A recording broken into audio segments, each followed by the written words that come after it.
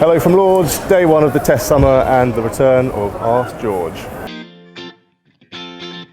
Okay, first up, Zak Crawley asks, is giving Ireland a single 4-day test every 4 years before an Ashes series just an insult to Irish cricket? No, I don't think so. I'm surprised you would ask that. Why would it be an insult? I mean, and what should they give them? You know, Ireland are struggling to host their own tests. You've got to be realistic about the way Test cricket is going, and look what's happening in nearly every other country in the world. And I didn't think it was a feast of Test cricket today either. Now I know it's a chicken and egg situation there, isn't it? That unless Ireland play more, they're not going to get better. But this wasn't. I didn't think this was a very good example of Test cricket at all, to be honest.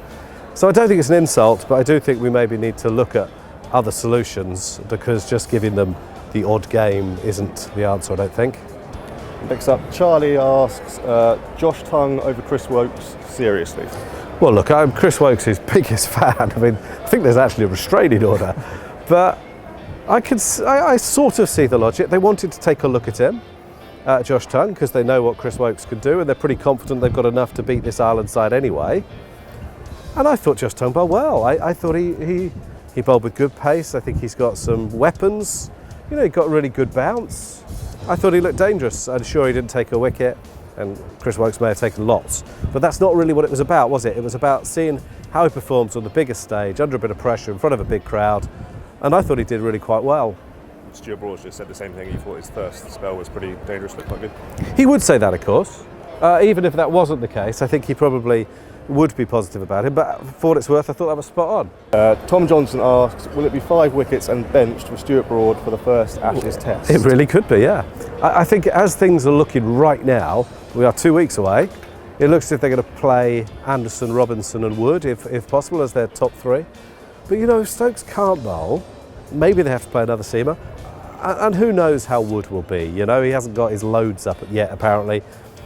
But yeah, the tests are coming so thick and fast once they start that I don't think that is the disappointment it might have been a few years ago.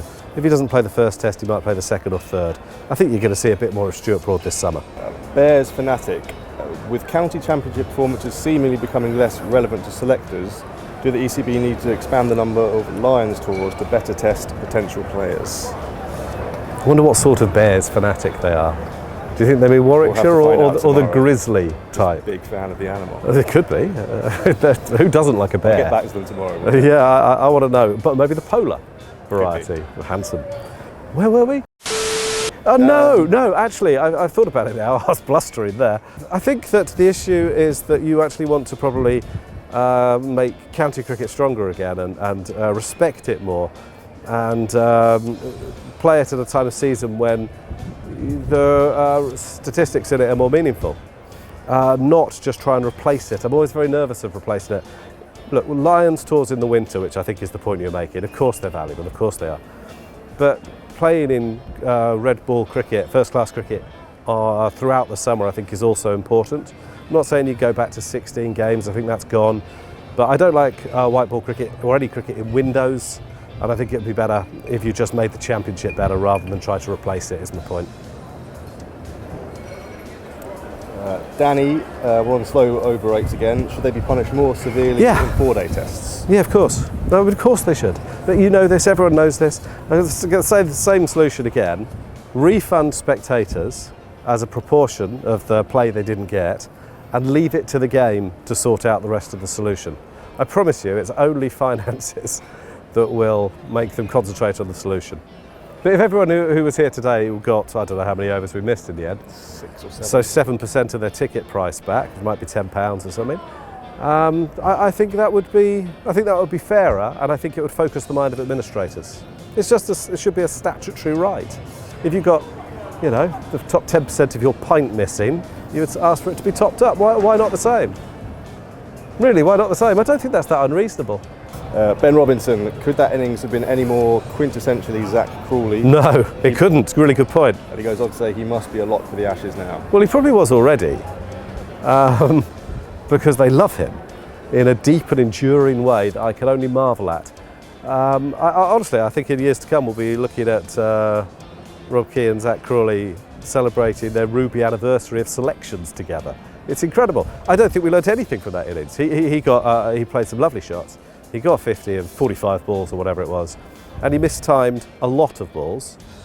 He was very bottom-handed, and the standard of bowling is going to go up a lot.